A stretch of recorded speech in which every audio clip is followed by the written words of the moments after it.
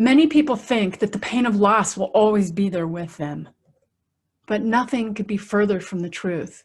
It doesn't have to be. There's a way to process the loss so that the pain is lessened, but you keep the good memories and the learnings. And if you're a person who takes care of everyone else, but you're feeling the burden and the pain yourself, here's a way to process the loss that you may be feeling. Hi, my name is Ana-Christina Hicks, and I am the founder of my company, Tools of Hope, our community called the Resilience Builders, and author of Burnout's Kryptonite. I've been privileged and honored to train over 10,000 people, most of them first responders and advocates. And if you want to make a difference with real practical resilience, then this is your opportunity to get the tools that work for you, to reduce the pain of loss, reduce your stress, and boost your resilience. This quick video will show you one simple way to process loss with 6 simple steps. You can take as little or as much time as you need to as you answer each question. So there's 6 steps to process loss so that you can let go of the heavy burden of anger, sadness, fear, or guilt, which means that you can think more clearly and feel better faster. It means that you can step into more peace as your heart settles. So here's how it's going to work. Grab 6 pieces of blank paper and a pen. List out these questions, 1 per page.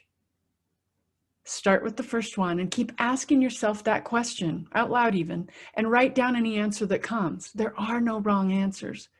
When you're ready, you move on to the next page.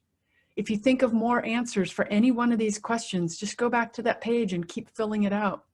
You could do it in the span of half an hour. You could do it in the span of a day or a week. You could keep adding and then tuck it away safely. If you want to, then at the end, you could even read it to somebody. That helps to get some closure. Somebody that's trusted, somebody that you respect and that loves you and you love them back. You can read it out loud to them. So here's the 6 steps. Just a quick overview is me, loved ones, relationship, my identity, the most important thing, and control. We're going to dive into these right now. So step 1 is me. What have I lost? It could be personal, professional, tangible, or intangible. Example, feeling of safety, stability, trust, family gatherings, freedom, companionship, group gatherings, a set schedule. I've lost a set schedule or a feeling of belonging. There's so many things. It could be 5 things or 25 things or 100 things that you list on that paper. Step 2, what have my loved ones lost? Because sometimes we carry the burden for our loved ones, loss of job, family dinners, social connection, loss of health, closeness, being able to go to school, birthday party, and social gatherings. Step 3, relationship. What are the losses in my romantic relationship? Could be loss of connection due to schedule changes, health issues, loss of communication, loss of time together.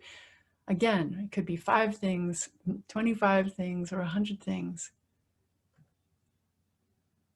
Identity. How has this changed my identity as a person, a wife, a mother, a daughter, a worker?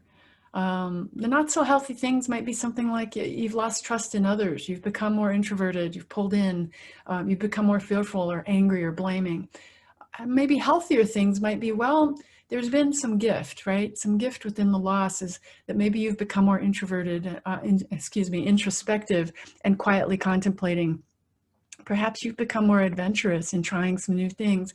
Perhaps you're actually quietly learning to love yourself in spite of the imperfections and maybe taking some time to learn to connect in new ways, even though you've lost some other ways of connection. Step 5, what's the most important thing now? So really listing out, taking some time and saying, what's the most important thing? Connection, perhaps. Staying calm, sleeping well, eating well, telling your loved ones that you actually love them, showing them that you love them. Getting income might be the most important thing. Getting healthy might be the most important thing. Finding a new job might be the most important thing. Clearing your space, right, might be the most important thing. What are the most important things? And you know what? I know that this says that it's one thing, but the bottom line is, especially in coaching, right, there's usually a group of things. What's the most important thing? Well, this. And one of the ways to ask this question is, what is the most important thing right now that will make everything else easier or unnecessary? It's kind of a bonus question, right? What is the most important thing right now that will make everything else easier or unnecessary? So for example, maybe there's a few things that you could do that would help the rest of the decisions or choices or steps that you're wanting to make. And the step 6 is really control. It's, what do you actually have control over in the middle of so many things that are out of your control? We have this illusion of control, and this last season of kind of chaos and upheaval and pain and pandemic has shown in so very many ways how much is out of our control. So what can you actually control? Well, maybe your attitude, how you take care of yourself, how do you focus? What are you focused on? Your own thoughts. How do you reset when you're stressed? How do you show up, what you say, how you treat others, how you treat yourself, right? So there's all these different ways that we can look at these steps. And you don't have to do this alone. As you look around, you realize that you have more resources than ever before. You can get more tools to reduce your stress and get instant resets so that you can think more clearly, feel better faster, and get your life back. Feel free to come grab tools. Feel free to come join the community. There's a private Facebook group called the Resilience Builders. You can also watch, there's dozens of videos on the Resilience Builder channel on YouTube, and you can get 2-minute resilience. You can get different kind of episodes like this one to give you tools to be able to reset faster so that you can make the decisions that you know you need to make and take the steps that you know you need to take and make the changes that you know would make your life more of a living life, right? Instead of living a dying life, that you would live into your life. You get to be able to process your losses so that you can continue to speak healing, continue to make a difference, and continue to be the light in the darkness. This is Ana-Christina sharing tools of hope with the Resilience Builders. I'll see you in the next video.